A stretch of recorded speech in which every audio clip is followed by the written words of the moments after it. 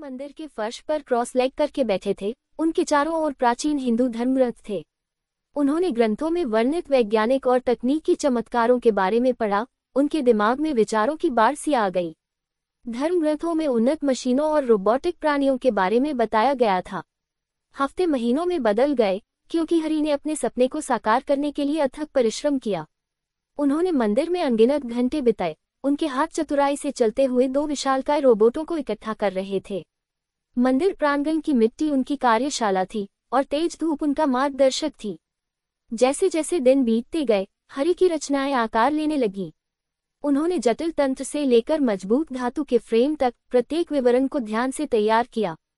Robot लंबे और मजबूत होते गए। उनके नीले धातु के शरीर सूरज की रोशनी में चमक रहे थे। आखिरकार वह दिन आ गया जब हरि की रचनाएं पूरी हो गईं। वह दो विशालकाय रोबोटों की प्रशंसा करने के लिए पीछे खड़े हो गए। उनके विशाल शरीर मंदिर के ऊपर ऊंचे थे।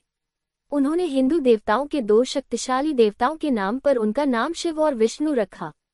वो दो अप्रतिम यंत्रमानव साक्षात देवताओं की तरह प्रतीत हो रहे थे।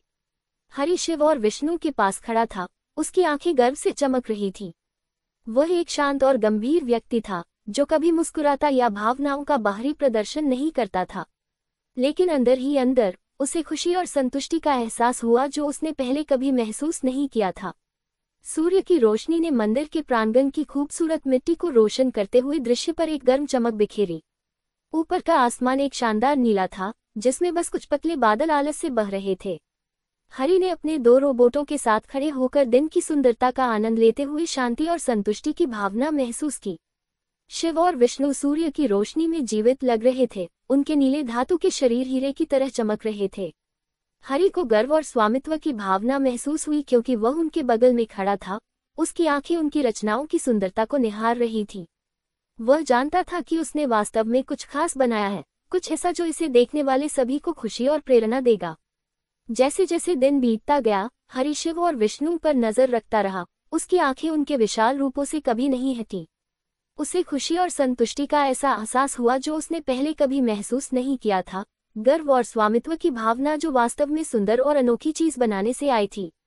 और जैसे ही सूरज ढलने लगा, मंदिर के प्रांगण पर एक सुनहरी चमक छाने लगी।